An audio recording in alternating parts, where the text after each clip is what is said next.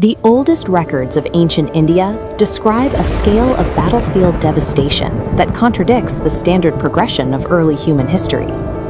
These texts document a class of weapons known as the Astras, forces that manipulated the physical laws of nature rather than relying on the mechanics of wood and steel.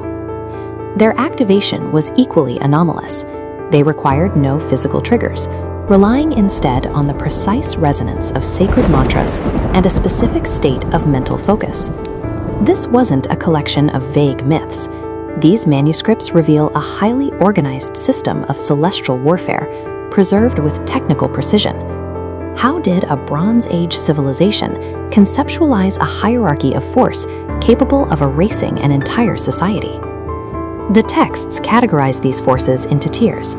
The baseline consisted of the elemental Astras, weapons that converted localized physics into tools of war.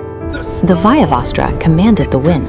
Descriptions tell of dust storms so massive that entire battle formations simply disappeared. The Varunastra weaponized water. Armies found themselves submerged beneath sudden, violent floodwaters that appeared in the middle of dry land. This stood in contrast to the Agneyastra, which transformed the sky into a firestorm. It was used to scorch the landscape and incinerate defensive positions.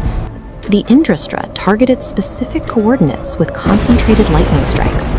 The atmosphere became so unstable that the heavens itself became a direct threat. These environmental disturbances represent the entry level of divine warfare. The weapons that follow move beyond the manipulation of the atmosphere and into the internal architecture of existence. The second tier targeted the survivor. These weapons attacked the psychology of an army while simultaneously threatening the extinction of their entire culture. The Narayana Astra utilized a unique mechanism. It grew more lethal the more it was resisted. Survival required the absolute cessation of aggressive thought. Tens of thousands of projectiles remained suspended above those who surrendered. They functioned as a constant, lethal deterrent against any attempt to retaliate. Then there was the Brahmastra. Descriptions speak of a blinding flash of light, shockwaves that leveled cities, and land that remained poisoned long after. The Brahmashirsha Astra was the ultimate weapon of the second tier. It reportedly caused total sterility for generations, leaving only silence and ash. These accounts of scorched earth and environmental poisoning align with the modern technical reality of nuclear fallout, suggesting a sophisticated awareness of long-term contamination. The final tier, the Transcendent Astras, moved into the realm of cosmic governance. These weapons were said to manage reality itself. The Sudarshana Chakra functioned as an unstoppable, guided force. It could traverse vast distances to strike a target and return to its user. The Trishula was the weapon of Shiva. It represented absolute control over the fundamental cycles of creation, preservation, and destruction. These descriptions mark a transition from battlefield technology to the management of the cosmic order. At this level, the distinction between a weapon and a law of physics disappears.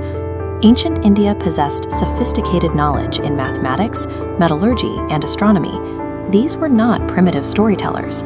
Are these descriptions of catastrophic fire and weather control fragments of a highly advanced, lost scientific understanding? A deeper reading suggests that these epics were not literal blueprints for machines, but rather warnings encoded in a narrative form. The ancient texts conclude that technical knowledge, when separated from moral restraint, leads inevitably to destruction. Because the Astras required a conscious trigger, the primary safeguard against extinction was always the character of the warrior. In this framework, the human mind is the actual delivery system for destruction. The epics maintain that the unchecked consciousness remains the primary catalyst for self-annihilation. But the same texts that describe these weapons also detail another mystery: